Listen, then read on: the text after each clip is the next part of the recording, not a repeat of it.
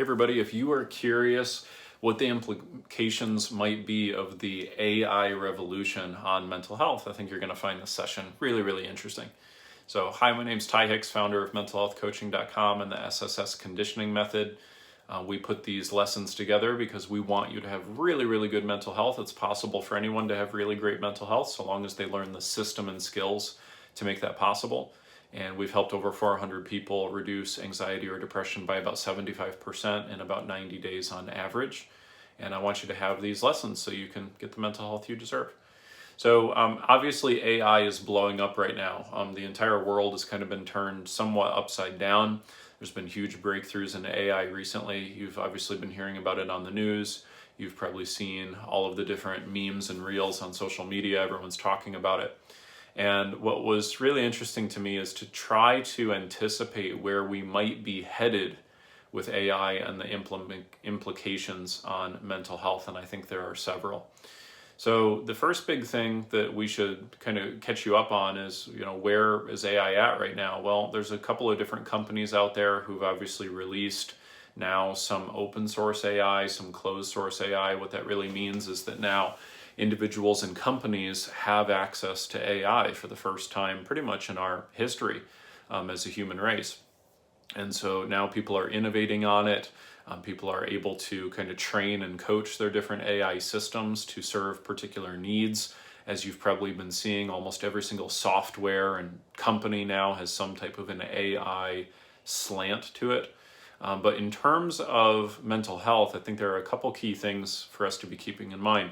The most important thing to be keeping in mind is that now what is happening are human beings are now interacting with AI on a regular basis and doing it in the form of, say, customer service, doing it in the form of even now vocal customer service, things of that nature. So now it's possible for you to, say, have an issue, go onto a website, and type into the little chat bar. This has actually been around for several years, but it's getting more sophisticated with AI. Before it was just kind of pre-programmed branching scenarios. You go onto the website, you say, hey, I'm having trouble with this product or this service, and they say, oh, which of these? And it was kind of multiple choice, like decision tree things.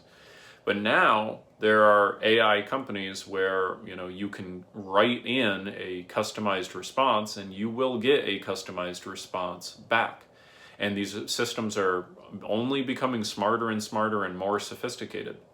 And so what's been actually done there, Google has some AI now.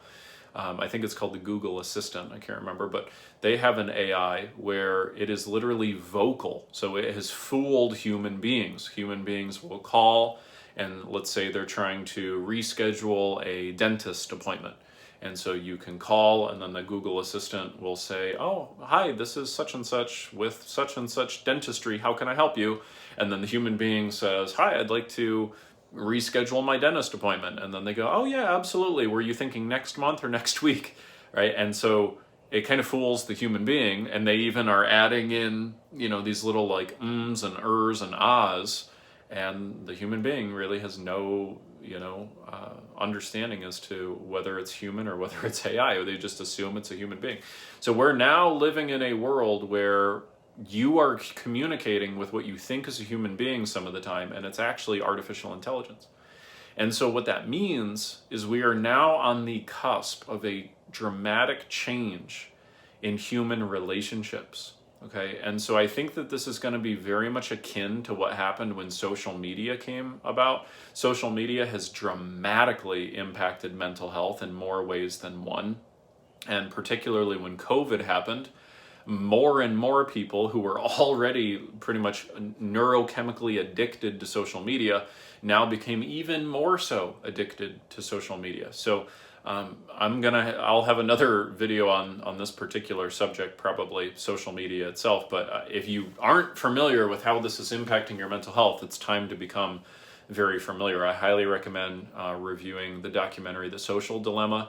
But the basics of it is that your brain is becoming neurochemically addicted to these social media platforms. They are literally engineered to hack your brain to make sure that you spend as much time and as much focus on that platform as you possibly can.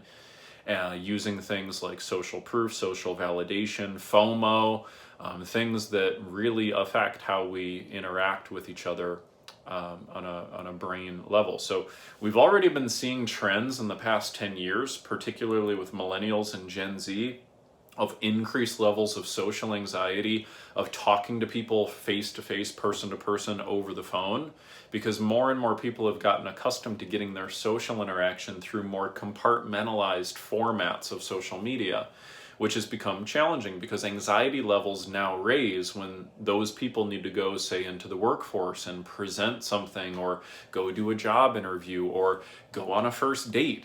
Right? So we are now getting a higher percentage of the population that are getting more and more of its human connection through the lens of technology. That has already been going on. And now we're adding AI on top of that, where not only can we communicate with human beings in a more comforting, certain, safe environment that enables us to feel that we're comfortable in our own comfort zone.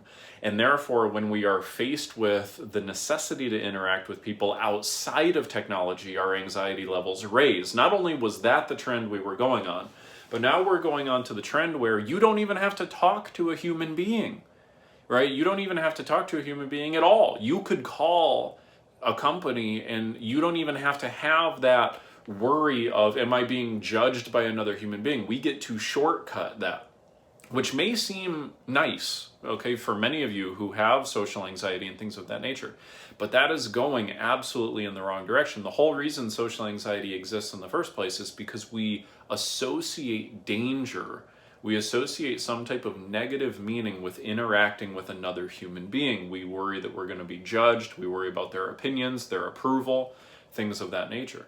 And that does not get easier when we hide behind technology. So AI, I think, is going to be really changing mental health, probably not for the better, I don't think, in the short term. I think what's going to happen is, just like when social media came out, and we're already seeing this happen, human beings are going to gravitate to this new technology because it seemingly makes our life easier, less anxiety, more comfortable, because in the short term it will. In the short term, it's like, oh, now I can just talk to this customer service AI. I can just call the AI line for this company.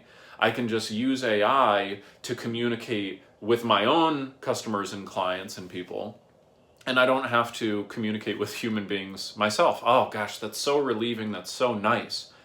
And that's what's going to happen for the short term. It's going to feel really nice in the short term. In the long term, however, we get ourselves unaccustomed to having human relationships. And by the way, human relationships and mental health are literally just two sides of the same coin. All mental health issues stem from relationship issues and vice versa. It's exactly the same thing. And the reason for that is our mental health is really derived from two big fears. The first fear is that we're not good enough in the eyes of other people. And number two is that if we're not good enough, we're not going to be loved. Right? And so AI is going to enable us to temporarily circumvent those fears and avoid the triggering situations that make us feel not good enough and make us feel not loved. And that will feel good in the short term, but in the long term, those fears will magnify, right? You never heal your mental health. You never heal relationships by creating more barriers and more walls between you and other people.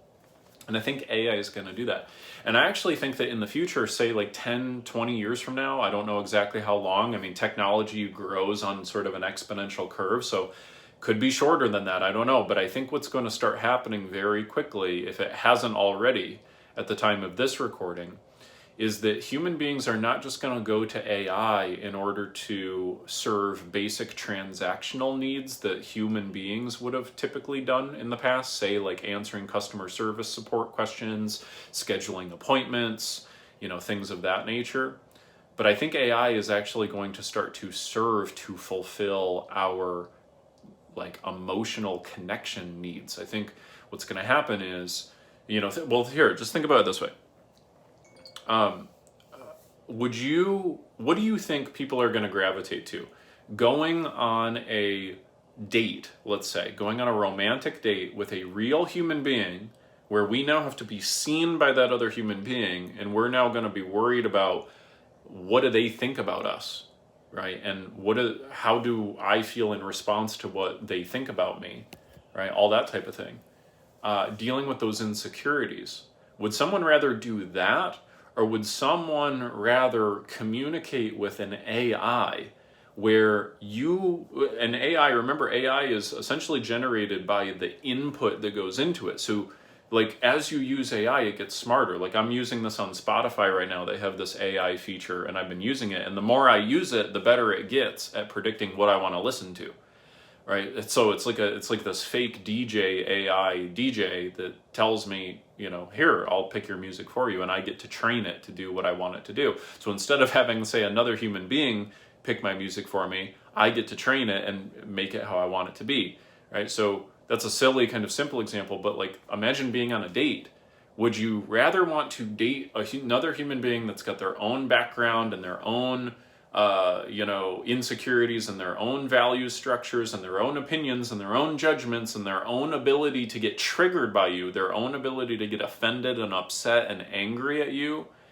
Or do you think humans are going to gravitate towards what is easier? And what is going to be easier is AI that will become trained to like just learn how to appease you and compliment you and make you feel good and how to feed you the exact right things that you want to hear to feel great.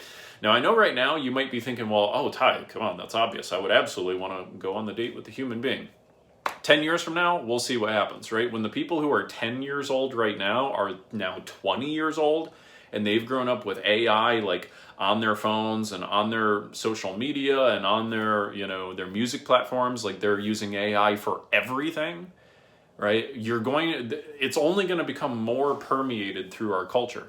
What's going to start happening is AI is not going to just be like, on Netflix algorithm that's going to, pick for you what you want to watch that day. You're going to have like an AI assistant, right? That's going to start happening. You're going to have an AI secretary. We're going to have I hesitate to even say the word relationships, right? But we're going to have relationships with AI. It's just going to happen. We're headed in that direction. Plus, you couple AI, right, and all of the software that's coming out with AI, and then you couple robotics. It's only a matter of time before those two are essentially combined. It's probably happening right now as we speak, right? Where you now are going to have things that are walking around like AI dogs, AI cats, AI whatever. And now you get to choose what you bond with. Instead of having to deal with a barking dog, that you have to train and do all those things with, there are going to be people who are going to prefer an AI animal because hey, it's always loving to me and it never runs away from me when I want to pet it and it just does whatever I want it to do.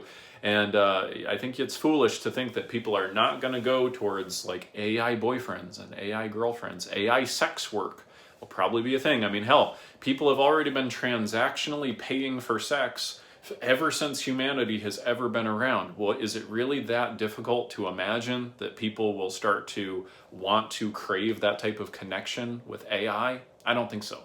And so in the short term, I think that's going to be bad. Well, actually, in the very, very short term, I think things will be okay. Maybe the next 1 to 3 years. In the relative short term, say 5 to 10 years, I don't think we're really going to see the major implications of things. Kind of like when social media came out, everyone's like, oh my gosh, this is the best thing ever. We should all use it forever and ever and ever. And then you don't see the negative impacts for, 5 to 7 years. And now all of a sudden you've got people who've never talked to another human being on the phone and they've got incredible anxiety about it. Big problem. And you've got a whole generation, my generation started with this, and now Gen Z, I would argue, is kind of has this major challenge ahead of them where their entire neurochemical hardware that is designed to try to get connection with your human tribe is now getting amplified and distorted through these social media mechanisms where insecurities are so much more on blast than they've ever been before. Right? Human beings were never meant to have their actions or opinions exposed to millions of people for providing opinions, right? Human beings are wired to seek out the approval and connection of a small tribe of people. That is what we are designed to do from an evolutionary standpoint. So you now hijack that with social media, and I can post one photo or one video, and I could have 5,000 people leave a horrible, hateful, negative comment on it. That screws with us. That screws with our identity and our sense of our ego and who we have to be in this world and all of that stuff. And that's a big, big problem. So AI is going to be just as impactful. So now I know all of this is kind of sounding negative, right? And I know that I wanted to kind of point this out because I'm calling it right now. Like 10 years from now, let's see if any of what I'm saying is accurate, but I think it is going to be accurate. I think there's going to be a whole new set of mental health challenges, patterns, disorders, if you will, that are going to come about because people get so accustomed to AI and not human relationships. So my encouragement for you, regardless of whatever age you are, is be cautious. Make sure that you are continuously creating space for actual human contact and human relationships as you try to use AI to make your life easier. And don't get yourself so accustomed to what is immediately easier, because what is easier for us is not always what's best for us, right? That's why fast food is not healthy, but it is convenient and it is easy. So what drives consumption, what drives marketplace behavior, what drives us to make most of our decisions throughout our day is we're going for whatever is easiest. And AI is going to make our lives easier. That's what's going to be good about it. I think there's going to be many good things that will come about because of AI, but I'm definitely worried about the implications for us mental health wise. Some other positive things that might happen. I am actually considering this, as we go forward in our company, but theoretically AI might be able to get so sophisticated where we could, for instance, serve you guys as our clients and audience at a higher level. If we start getting continual repetitive questions that we can easily answer through AI, that would help because now we could help a wider set of people much faster. Theoretically, you could end up having AI coaches, you could end up having AI therapists, AI, things of that nature. And they'll probably start out shitty, but they could eventually get fairly good, might be the thing. So there are some good implications there where I think AI could be something that people could use for healing and for, figuring out how to access very useful archived knowledge.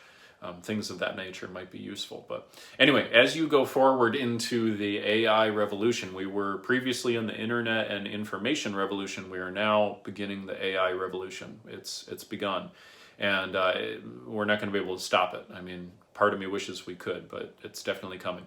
And so as it is coming, and as more and more inventions and innovations come about to make AI a part of our daily life, I caution you to please make sure that you are practicing the important elements of actually good mental health. And that means not just hiding in your comfort zone. It means not hiding from your insecurities that exist in your relationships with other human beings. It means confronting those head on and creating real bridges, not barriers and walls between you and other human beings. Don't let AI be another way for you to put a wall up between you and other people. If you currently feel insecurities and you currently feel fears about connecting with other people, whether it is making a phone call or asking someone out on a date or having a conversation with your wife or husband or whatever, you cannot ever get past that by avoiding what triggers you. It never will happen that way. And there's too much bad information going out there already in the mental health industry that's saying, oh yeah, just cut off your parents, cut off your sister, cut off your brother. Like that's the method of first resort. No, cutting off a relationship should be your method of last resort. Because human beings are wired for connection. That's what makes us feel fulfilled, is connection. So unless you literally have someone physically abusing you, stealing from you, or consistently emotionally, legitimately mistreating you, as opposed to just them not doing what you would prefer them to do, then sure, then maybe it makes sense for you to limit your time around that person or cut them out of your life in an extreme situation. But 9 times out of 10, if it's just you're feeling triggered and you're feeling sensitive and they feel something similar, it means you guys got shit you got to work out. You need some coaching. Maybe you need some therapy or something. You need some help to resolve those issues, because just saying, nope, I need everybody to do what I want them to do so I can feel comfortable and safe, 9 times out of 10 is not the right route to go. Of course, if you're in a physically dangerous situation, you're being physically or sexually mistreated, you need to get the hell out of there. Okay, but in the majority of cases, we are way too eager to create boundaries with other people and put walls up. And remember, the wall you put up to protect yourself becomes the wall that imprisons you. And I don't want AI to be another way to make it very easy to just hide in your little comfort zone. Okay, we don't want to do that. So maybe this is a wake-up call for you that you're already relying on technology to shield you from your triggers, and that you need to get yourself more exposed to confronting those triggers so that you can actually emotionally heal, because you will not heal hiding behind technology. It just won't happen. You sitting around waiting to feel comfortable to then go confront those fears you have with other people is never going to actually heal the actual true issue. You got to face those fears and ideally get some guidance to help you do that. So hope this is useful. I really am excited to hear the commentary from the community on this one, particularly as new innovations come out. So please let me know your thoughts in the comments section, but I hope you found this helpful, and I'll be excited to see you and serve you in our next lesson. Take care, guys. Bye.